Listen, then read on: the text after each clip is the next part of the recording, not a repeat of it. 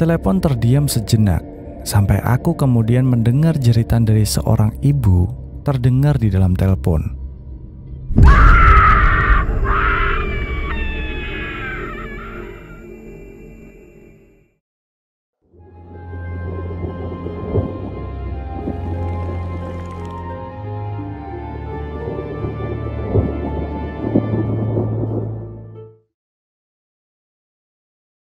Hey, selamat datang kembali di Story Room kali ini. Ya, seperti biasanya di sini aku akan membacakan cerita-cerita seram dari kalian semua yang sudah dikirim ke emailnya Hex. Sampai sekarang pun masih terus nambah nih yang kirim cerita-cerita seramnya ke emailnya Hex, dan itu keren banget, dan banyak juga cerita-cerita yang menurutku menarik banget. Jadi makin nambah juga nih waiting list yang akan masuk ke Story Room. Di sini aku akan membawakan 2 cerita seperti biasa, 1 cerita subscriber dan 1 lagi adalah cerita creepypasta. Dan menurutku 2 cerita yang akan aku bawakan ini adalah sesuatu yang sangat menarik karena cukup berbeda dengan cerita-cerita yang sebelumnya. Jadi kalian tonton dari awal sampai selesai dan silahkan nanti komen di bawah bagaimana menurut kalian. Oke, daripada kelamaan, sekarang kita mulai cerita yang pertama.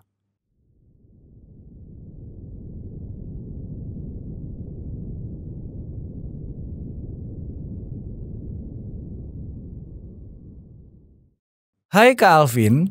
Hai. Aku Ismail Marfian. Aku ingin menceritakan pengalaman menyeramkan yang aku alami beberapa hari yang lalu.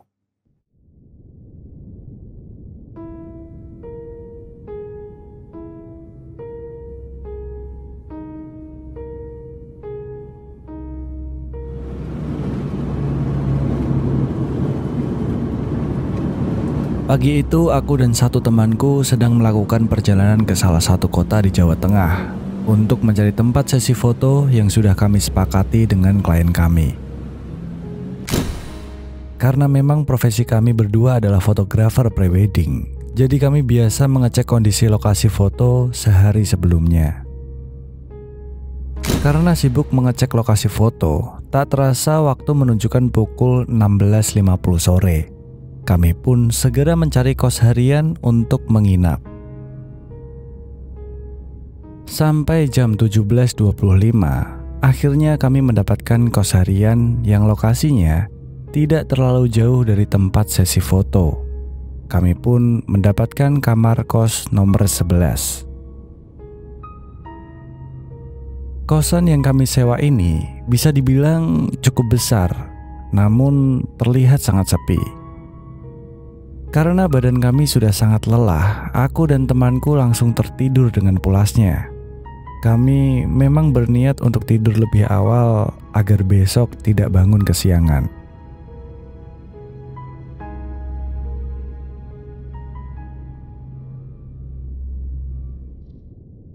Saat kami tidur, sekitar pukul 11 malam, kami terbangun karena mendengar kegaduhan di kamar kos nomor 12.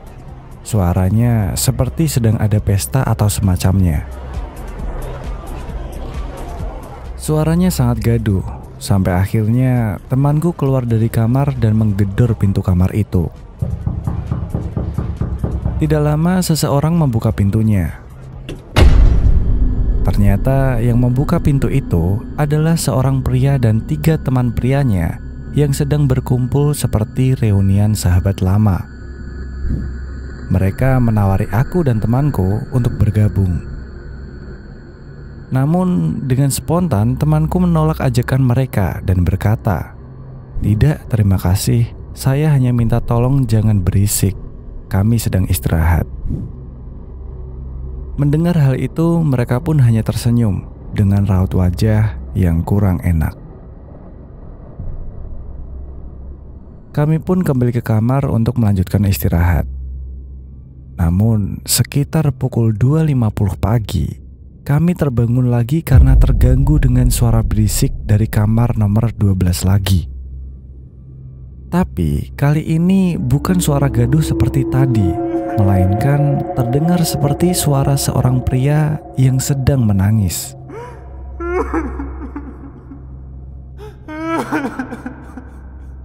Aku dan temanku langsung berinisiatif menggedor pintu kamar tersebut.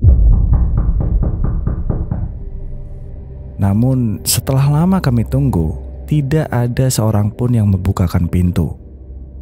Karena khawatir terjadi sesuatu, temanku berinisiatif untuk mendobrak pintu kamar itu. Dan seketika, kami berdua terkejut ketika melihat beberapa pria yang kami lihat tadi sudah tergantung dengan tali terikat di leher mereka. Bau busuk langsung menyeruap dan menusuk hidung kami. Terlihat tubuh pria-pria itu sudah membusuk dan berbelatung pada beberapa bagiannya. Kami bergegas memanggil ibu kos dan menanyakan kenapa ada mayat di kamar tersebut. Ya Tuhan, ternyata mereka di sini. Mereka ini anak perantau yang ngekos di sini. Kebetulan sudah 3 hari mereka tidak pernah kelihatan dan kamarnya juga terkunci. Saya pikir mereka sudah pamit buat pulang atau sudah pindah kos lain. Aku yang mendengar penjelasan ibu kos tersebut mulai berpikir, jika memang mereka sudah 3 hari bunuh diri dan membusuk di kamar itu, lalu yang kita lihat tadi malam siapa?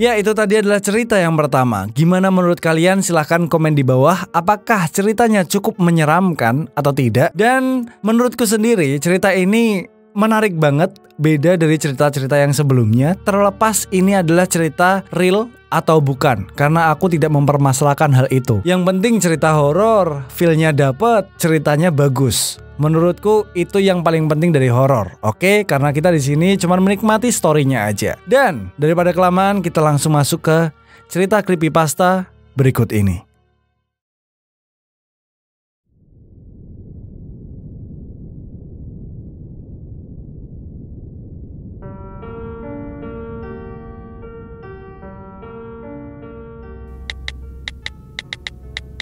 Saat itu Jumat malam. Seperti biasa, aku chatting dengan temanku Bradley pada chat room di salah satu situs jejaring sosial secara online. Dia mengatakan padaku dan beberapa orang yang baru ia kenal kalau dia mampu untuk tetap terjaga selama yang dia mau, karena orang tuanya pergi sampai akhir pekan dan dia memiliki rumah untuk dirinya sendiri.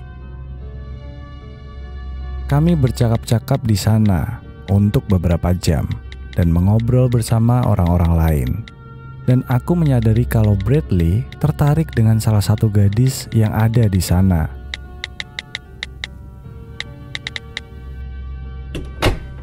Tak lama kemudian, ibuku memanggilku untuk pergi tidur. Saat aku hendak log off, aku bertanya pada Bradley apa yang akan ia lakukan besok. Aku berpikir ia mungkin mau mampir ke tempatku. Dia tidak menjawab untuk sementara waktu, sampai akhirnya Bradley sedang mengetik pesan. Tapi hanya blank saja, tidak ada pesan yang terkirim. Bradley sedang mengetik pesan. Tidak ada lagi. Apapun yang akan kau katakan kawan, aku akan pergi tidur dan kita bicarakan ini besok, kataku. Hal itu sangat aneh kalau dia tidak menjawab dan hanya mengetik seperti itu. Aku tidak mendengar apa-apa dari dia sampai keesokan harinya saat aku login dan memulai chat dengan dia. Dia meminta maaf karena tidak membalas tadi malam dan mengatakan kalau ia sangat sibuk waktu itu. Kami hanya bercakap-cakap secara singkat. Dan dia bilang dia akan menemuiku segera. Dia juga mengatakan ada sesuatu hal yang penting. Itu sih tidak masalah buatku. Tetapi kenapa ia tidak menunggu orang tuanya dulu yang akan segera datang? Dia bersikeras tidak ada waktu lagi dan dia harus segera menunjukkan padaku. Dan kemudian dia langsung lock out. Aku pikir itu seperti bukan karakternya lagi, karena biasanya ia selalu mendahulukan keluarganya. Dan aku semakin penasaran apa yang akan ia tunjukkan padaku.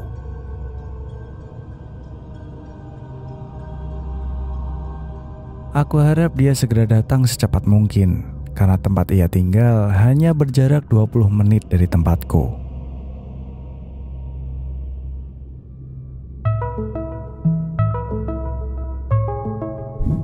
Ketika aku mendapat panggilan telepon, hal itu sangat menggangguku. Itu adalah orang tua Bradley yang baru saja pulang dan terdengar sangat khawatir. Mereka bertanya apakah aku tahu sesuatu mengenai keberadaan Bradley, dan aku mengatakan kepada mereka untuk tidak khawatir, karena aku baru saja bercakap-cakap dengan Bradley lewat chat dan dia sebenarnya dalam perjalanan kemari. Telepon terdiam sejenak, sampai aku kemudian mendengar jeritan dari seorang ibu terdengar di dalam telepon.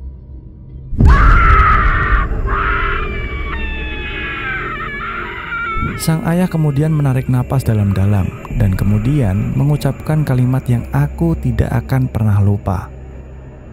Keluar dari rumahmu sekarang, Bradley di sini. Dia sudah mati. Mereka telah menemukan tubuh Bradley yang sudah tak bernyawa menggantung seperti mantel di lemari. Aku mengakhiri panggilan itu dengan syok berat, karena itu semua menjadi jelas mengapa ia bertanya apakah aku di rumah sendirian. Kemudian tiba-tiba aku mendengar pintu belakang berderi terbuka.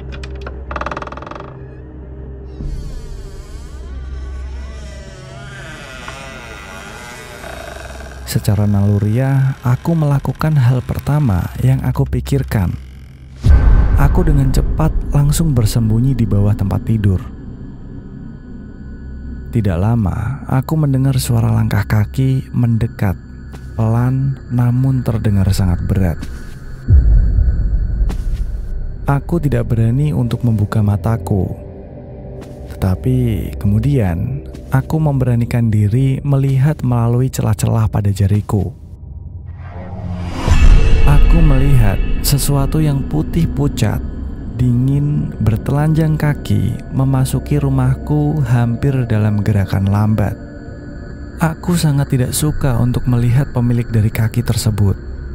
Sesaat kemudian, ia perlahan-lahan mendekati tempat tidur. Aku bisa mendengar langkah yang basah di sana. Hatiku berdebar sangat kencang dan aku menahan napas karena sangat ketakutan. Tidak pernah rasanya aku setakut ini. Namun tiba-tiba ponselku berdering keras, memberitahu ada SMS baru. Itu adalah pesan dari ponsel Bradley, dan kemudian aku membaca pesan itu. Di mana kau? Dan setelah itu, aku melihat kaki tersebut berhenti bergerak tepat di depanku.